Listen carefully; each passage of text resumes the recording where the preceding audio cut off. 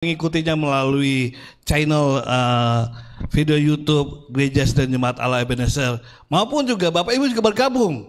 Tidak apa-apa, di dalam firman Tuhan kita tetap saudara. Saudara dalam online beri dan memuliakan Tuhan, saudara onsite di dalam rumah Tuhan. Gereja Sedang Jemaat Allah Ebenezer. Haleluya. Pembacaan ibadah kita WPD, waktu pribadi dengan Allah, yang diambil dari renungan kitab gereja GSJ Ebenezer, itu ada renungan tiap 2 tahun. Nah, kita sebagai sidang jemaat Allah selalu membaca WPD tersebut per teks ya. Walaupun ada 4 kitab tapi per teks, terserah Bapak Ibu, sehingga dalam 2 tahun bisa membaca sampai katem lah istilahnya kalau orang sebelah sana, membaca dari Kejadian sampai Wahyu itu dalam 2 tahun bisa selesai kalau Bapak mengikutinya. Dan itu dianjurkan juga di dalam pastoralnya melalui renungan 1 menit, pembacaan WPDA-nya dan lain-lain, sehingga bisa membaca Alkitab selesai sampai 2 tahun dan kita bisa ngalami, yang terpenting ngalami firman Tuhannya itu apa yang kita baca setiap hari. Karena itulah iman kita bertumbuh, dan iman kita bertumbuh, hidup kita disertai oleh Tuhan. Amin. Haleluya. Pembacaan WPD kita hari ini pada 22 April, yaitu diambil dari kitab Markus 7 ayat 24 sampai 20 sampai 30 tentang perempuan Siro Fenisia. Lalu Yesus berangkat dari situ dan pergi ke daerah Tirus. Ia masuk ke sebuah rumah dan tidak mau bahwa ada orang yang mengetahuinya, tetapi kedatangannya tidak dapat dirahasiakan ya, karena ini adalah sangat viral, terkenal pelayanan Tuhan Yesus ya. Didiamkan pun tetap terdengar. Malah seorang ibu yang anaknya perempuan kerasukan roh jahat segera mendengar tentang dia, lalu datang dan tersungkur depan kakinya. Perempuan itu seorang Yunani bernama bangsa Siro Fenisia. Ia memohon kepada Yesus untuk mengusir setan itu dari anaknya. Lalu Yesus berkata kepadanya, biarlah anak-anak kenyang dahulu, sebab tidak patut mengambil roti yang disediakan bagi anak-anak dan melemparkannya kepada anjing, kata Tuhan Yesus. Tetapi perempuan itu menjawab, benar Tuhan, tetapi anjing yang di bawah meja juga makan remah-remah yang dijatuhkan anak-anak. Maka kata Yesus kepada perempuan itu, karena kata-katamu itu, pergilah sekarang, sebab setan itu telah keluar dari anakmu. Perempuan itu pulang ke rumahnya, lalu didapatinya anak itu berbaring di tempat tidur. Anak dapat berbaring di tempat tidur, sedang setan itu sudah keluar. Wow, Bapak Ibu, kalau kita perhatikan tentang bagaimana kerja iblis, si setan itu yang menghancurkan manusia untuk hubungannya dengan Tuhan, dihancurkan pertama melalui rohnya supaya tidak pernah mendengar firman Tuhan, lalu juga dirusak fisiknya supaya tidak bisa beribadah kepada Tuhan. Caranya itu cara kerja si iblis.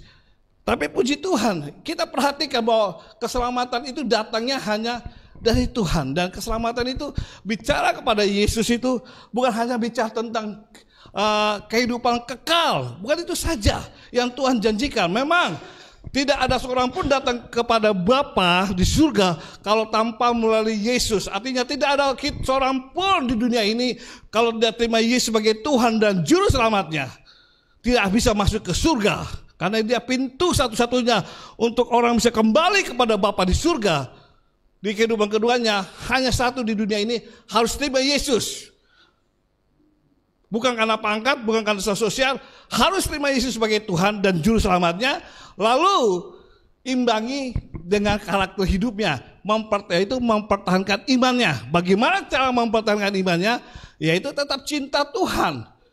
Jangan jual Yesus istilahnya. Karena nama makanannya cinta. Wah, kita lihat artis-artis rohani ya, Ruben Ensu apa, wah, sudah dulu miskin biasa saja, nggak punya talenta saja, wah, biasa-biasa saja. Tapi lupa, kata kalau Mongol, Sama-sama diberkati Tuhan dari orang susah, dari orang Manado sana katanya. Kalau dijual mau jadi apa artis? Udah hitam, muka biasa saja. Tapi ketika mereka mencari Tuhan, hidup mereka diberkati dengan kapasitas mereka. Yang saya salah satu, mau tetap mempertahankan Tuhan Yesus. Yang satu lagi meninggalkan Yesus. Dia ceraikan istrinya, dia tinggalkan Tuhan Yesus. Jadi mualaf, waduh ini bahaya sekali. Maka ada lagu sudah terlihat, jangan jual Yesus, ada karena namanya cinta. Banyak orang, aduh udah gak laku nih, udah 40 tahun nih masih jomblo, masih apa, wah udah wes siapa saja lah buka lembaran baru, terima calon jodoh, gak perlu lihat imannya, gak perlu siapa, waduh ini melupakan harga kasih karunia Tuhan yang luar biasa, kehidupan kekal. Lo di dunia aja kalau hidup bahagia aja seneng, apalagi kehidupan kedua. Kita sudah belajar tentang surga dan neraka. Di surga kita tahu kehidupan kekal, tidak ada sakit penyakit, tidak ada lain yang ada, hanya memuji, menyembah Tuhan, sukacita bersama Tuhan, bersama malaikat Tuhan, memuliakan Tuhan di surga. Dan tapi kalau tidak terima Yesus dan tidak pertahankan imannya, nilai kehidupannya seperti GSJA, yaitu kita tahu kalau GSJA cinta Tuhan, rendah hati, jujur dan rajin, itu akan membawa kita sampai ke surga. Nilai kehidupan rohani kita luar biasa guys ya ini Bapak Ibu. Nilai-nilai tersebut yang membawa kita surga. Jadi gak cukup cuma hanya iman percaya, tapi ada nilai-nilai kehidupan, yaitu karakternya, cinta Tuhan, rendah hati, jujur dan rajin. Itu yang akan mengimbangi, nggak hanya sampai di surga, tapi di dunia ini mengalami surga juga. Yaitu kan ada Yesus, mengandalkan Yesus. Sehingga walaupun jomblo tapi tetap percaya pada Tuhan, Tuhan akan pelihara dia. Dan suatu saat Tuhan pasti akan, kalau memang saatnya Tuhan berkenan, dia dapat cinta, gak perlu dia jual. Hanya karena kesepian, karena jomblo. Kalau bagi jomblo, ada jomblo sini? Udah bagi, halo. Jangan khawatir, yang penting jangan jual Yesus. Ada lagi, tapi kenyataan realitanya beda. Antara harapan dengan realita itu berbeda ketika saya dalam pelayanan. Waduh, seorang yang sudah melayani Tuhan, tiba-tiba tinggalkan istrinya, tinggalkan anaknya, pergi dengan wanita wewe gombel katanya. Karena apa? Karena uang. Padahal tahu kenal Tuhan. Ada lagi malah itu suami yang tinggalkan istri, istri tinggalkan suami. Padahal orang sudah berlama mengenal Tuhan Yesus. Tapi dia berani jual Yesus itu. Dia tinggalkan suaminya, dia tinggalkan anak, bahkan tinggalkan pelayanannya. Dia jual Yesus demi dapat suami dan dapat uang. Hidup baru, wow. Padahal itu kehidupan sementara saja dia berani jual. Kalau kita terima Yesus bukan hanya di kehidupan miliaran tahun sukacita selamanya. Tetapi hidup sementara ini hanya beberapa tahun saja. Kita akan bahagia ketika Yesus hadir dalam keadaan suka maupun duka. Amin. Itu yang membuat kita tetap berkatnya dahsyat, mujizatnya.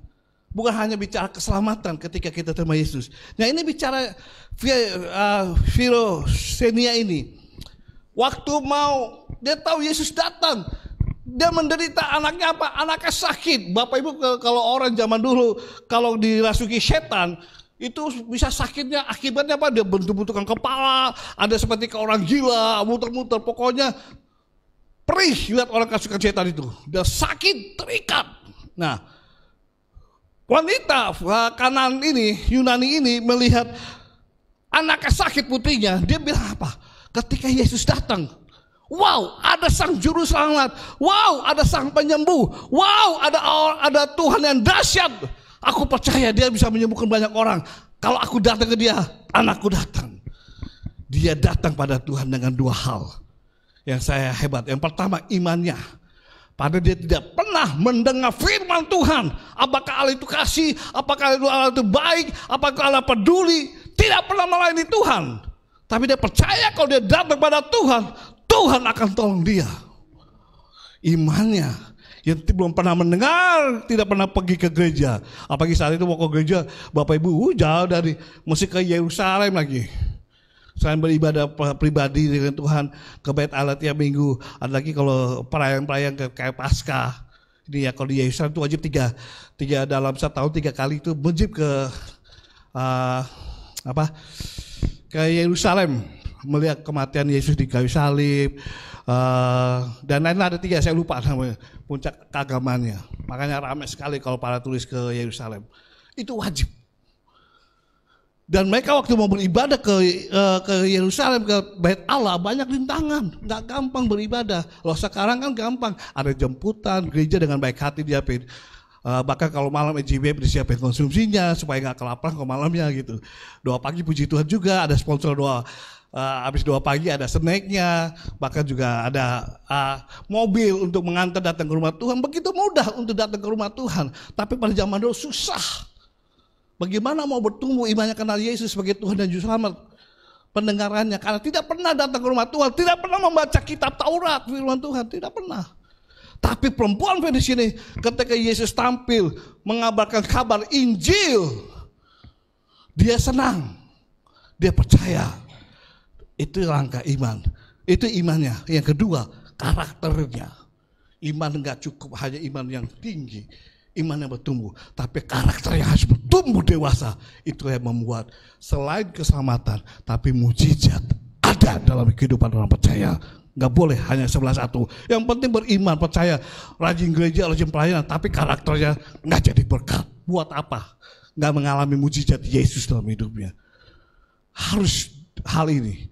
Makanya core value cinta Tuhan, rendah hati, jujur dan rajin. Itu akan mengalami Yesus, mengalami pertolongan, penyertaan Yesus dalam kehidupan sehari, pekerjaan, rumah tangga, dan ketika saatnya Tuhan panggil, kita sudah bersama Yesus di surga.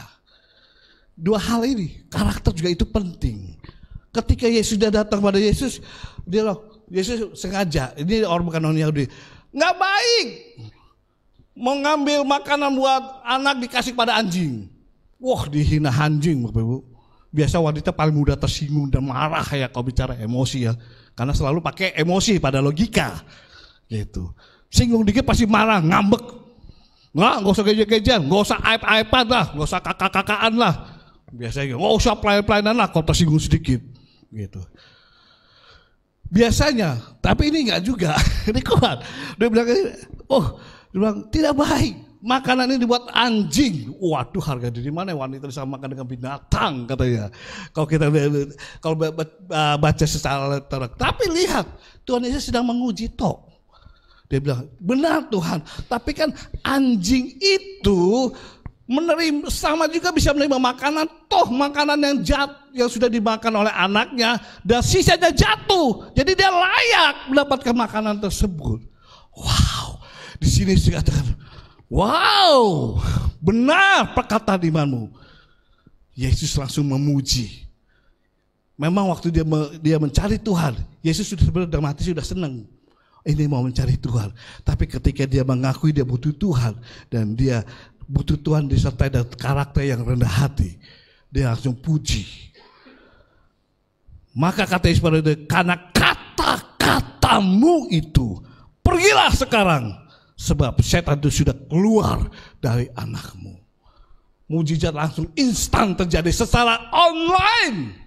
Sejak dia berkata, benar Tuhan, aku sangat butuh Tuhan, aku butuh keselamatan, aku butuh kuasa-Mu, aku percaya bahwa itu pun Tuhan izinkan. Bahwa semua orang berhak menerima itu, asal percaya pada Tuhan dan mentaati perintah firman Tuhan.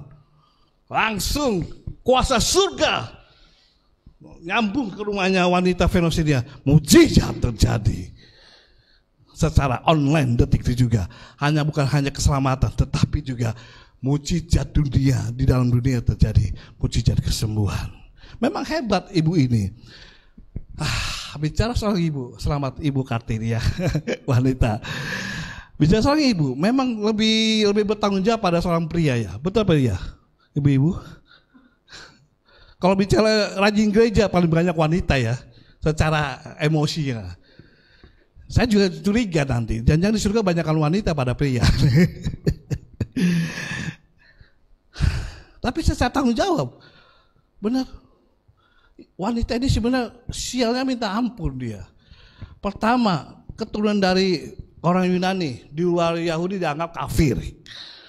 Di luar agama Yahudi bagi orang Yahudi adalah kafir, penyembah berhala. gitu. Yang kedua, memang daerahnya penyembah berhala, keadaannya kritis di sana, keadaannya ekonomi dan lain selalu penyembah, ada dewi perzinahan lah, dewi dan lain gitu. Dan hidupnya susah karena suaminya tinggalkan dia. Dan yang ketiga, anak kena sakit karena kerasukan setan. 3 perkara yang dihadapi wanita ini. Tapi yang membuat Yesus tersentuh adalah ketika dia sudah datang pada Tuhan, jauh-jauh cari Tuhan, lalu dengan rendah hati berkata, benar Tuhan. Akibat perkataan imbang daripada wanita itu, mujizat secara online pun terjadi saat itu. Sehingga apa yang terjadi?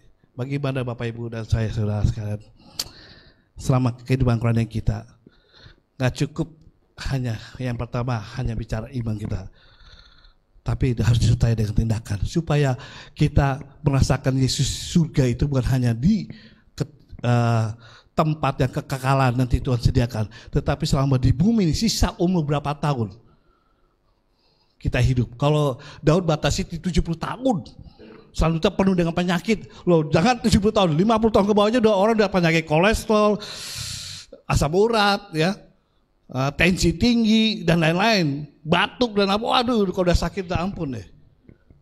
Ya kan, udah tambah lagi 70. Tambah lagi udah gak ada tenaga untuk bekerja cari uang buat kehidupan istri dan anak kalau seorang suami. Atau sebaliknya istri gitu kan. Makin parah. Kesehatan makin menurun, tidak punya keuangan ekonomi untuk mempertahankan kehidupannya. Apa yang harus dilakukan? Kalau dikasih langsung Tuhan panggil, bebas ya kan mungkin. Tapi kalau Tuhan masih izinkan panjang, berarti mesti berjuang. Berjuang untuk kehidupan ekonomi rumah tangganya dan anaknya, dan berjuang juga untuk pertumbuhan imannya selama masih ada di muka bumi ini. Supaya tetap imannya bertumbuh, ya harus ke gereja, harus beribadah, harus melayani. Buka diri untuk bergabung di host family juga. Karena itu setiap peraturan-peraturan gereja, program gereja itu tujuannya supaya kita bertumbuh iman kita. Baik di gereja, baik di kelompok-kelompok HF. Enggak cuma hanya independen sendiri. Dan kita melihat mujizat terjadi. Jangan jual Yesus. Verosia yang nggak kenal Yesus malah mencari Yesus kok sebagai Tuhan dan Selamatnya dan menerima mujizatnya. Bagaimana kita sudah bertahun-tahun, pertanyaannya adalah gitu. Mari kita berjuang. Sekali Yesus tetap Yesus, saya dengan senang dengan gitu. Nggak ada suami, biarkan. Saya tetap cari Tuhan. Sekarang Yesus adalah suamiku selamanya. Dia akan menjaga, dia akan melindungiku, dia akan menolongku. Belum ada pacar, biarkan. Yang penting ada Yesus dalam hidupku. Pelayanan terus. Pekerjaan belum diberkati, usaha belum diberkati, tetap bekerja seperti biasanya. Tetap sambil andalkan Tuhan. Engkau lihat aku ini, siapakah aku ini? Aku hanya bergantung kepada Tuhan Sang yang berkuasa menciptakan langit dan bumi, yang menciptakan hidupku dan juga sanggup memelihara hidupku. Yang terpenting bangunlah iman kita setiap hari, setiap minggu melalui program-program gereja yang ada. Ikutilah. Memang ada harga yang harus dibayar, kecapean, kelelahan, sakit penyakit dan lain-lain gitu yang akan menintangi. Tapi tetaplah datang supaya kita terus datang pada Tuhan. Kita melihat bukan hanya surga yang Tuhan janjikan, tapi selama di bumi aku akan menyertai engkau dalam keadaan suka maupun duka. Amin. Dan setiap orang yang berseru-seru padaku, Yesus, Yesus, Yesus, Tuhan tidak pernah tinggalkan, sebab Dia Allah yang peduli. Amin. Bangunlah hubungan kita setiap hari dengan Tuhan, untuk kita tetap terkoneksi dengan surga.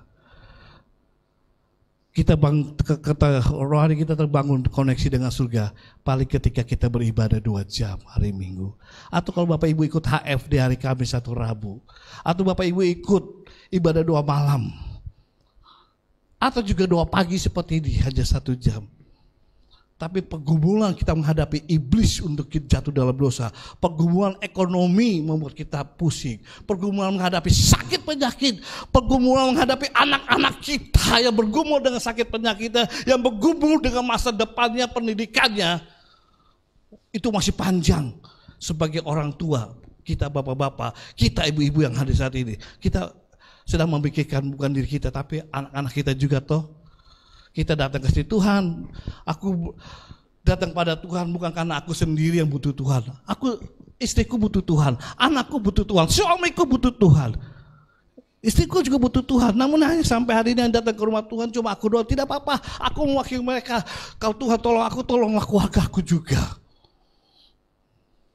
Kita tidak egois kan, mewakili mereka juga supaya Tuhan tolong mereka seperti Tuhan tolong kita yang hadir on-site secara ini di rumah Tuhan. Dan percayalah Tuhan katakan apa yang kamu lakukan tidak kepada sia-sia, tidak mencari muka kepada di dunia ini, tapi carilah muka Yesus istilahnya. Sekali Yesus, selamanya Yesus. Tidak pernah ditinggalkan. Suka dan duka, Tuhan akan tolong. Saya ingat kesaksian jemaat saya, mungkin sudah berapa kali saya ulang kami. Waktu dia hidup senang, dia agak susah cari Tuhan. Ya kalau gereja, kalau mau, kalau pas, kalau enggak ya enggak gereja, kalau ada cara. Tapi ketika suaminya main judi, terus taruhannya rumah ratusan juta, padahal sudah kumpulkan uang baik-baik, bukan rumah satu, tapi 2 rumah akibat judi suaminya. Gitu. Tapi suaminya selalu umurnya sekarang 75 tahun suaminya, istrinya 69. Tapi kompak dengan kami. Kok kami ajak kunjungan host family suami istri ini, padahal udah omah-omah istilahnya. Lalu senang, ayo Pak Gosa, saya ikut kunjungan. Wow. Kau ngapain Pak? Temenin saya yuk. Jemput tamu pendeta. Udah tahu aja. Tapi ini waktu butuh 5 jam Pak, nanti susah lagi menjemput lagi. Oh iya. Senang. Dia bilang, Pak, ini saya ingin ini saya yang bisa saya lakukan, membalas cinta Tuhan. Karena suami istri saya tetap terima saya apa adanya. Dan kadang suka maupun kadang duka, saya sudah menghamburkan uangnya dia karena egois. Main judi, minum rokok, dan lain-lain. Dosa-dosa lainnya gitu. Minuman keras gitu. Tapi ketika lihat istri saya tetap percaya, mendoakan saya, bahkan merawat anak-anak saya tidak ambil bagian anak saya. Bahkan hartanya saya ambil untuk karena judi. Tapi Tuhan baik. Yang pertama, istri saya terima saya padanya. Yang kedua, Tuhan tetap balikan apa yang dulu kami punyai. Walaupun tidak seperti dulu, tetap punya rumah. Bahkan lebih hebat, dulu punya rumah karena bekerja, sekarang tidak. Tapi dia percaya Tuhan benar. Akibatnya anak-anaknya diberkati Tuhan. Karena anak-anaknya dibawa istrinya untuk kamu minggu wajib ke gereja. Kamu minggu harus cari Tuhan. Jangan ikuti contoh bapamu. Tapi tetap kasihlah bapamu, tapi contohlah ibumu. Cari Tuhan, cari Tuhan, cari Tuhan. Itu yang akan memberkati masa depan rumah tanggamu, masa depan keluargamu, dan masa depan hidupmu. Benar Bapak Ibu. Anak-anaknya hidup dengan diberkati secara intelektual, sarjana, punya suami yang baik, dan punya pekerjaan baik. Bahkan mereka diberikan, orang tuanya diberikan rumah. Ketika punya tanggung jawab, karakter yang baik dalam keluarga, apa yang kita tabur kita akan terima. Apalagi kalau kita dalam gereja, dalam pelayanan, Tuhan akan tolong. Sekali Yesus tetap Yesus selamanya. Mari, mujizat terjadi bukan hanya masa depan saja, yaitu keselamatan, tetapi mujizat Yesus hadir itu pun ada mujizat. Walaupun kita bertahan dengan sakit penyakit, bertahan dengan rasa sendirian, kesepian, bertahan di dalam penganiayaan karena melayani Tuhan, disindiri, diomongi, dirasa, biarkan itu bagian dari pelayanan. Yesus bilang pikulah salib tuh. Yesus nggak mau cuma Yesus tok yang pikul salib. Kita sebagai pengikutnya, followernya harus pikul salib juga supaya merasakan juga penderitaan seperti Yesus.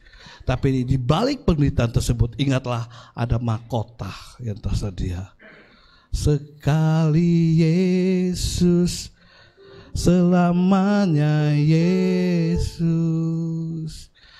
Pengharapan takkan hilang karena kasih-Nya sekarang ku ada. Oh Yesusku, ku datang selamanya. Sekali Yesus, sekali Yesus, selamanya.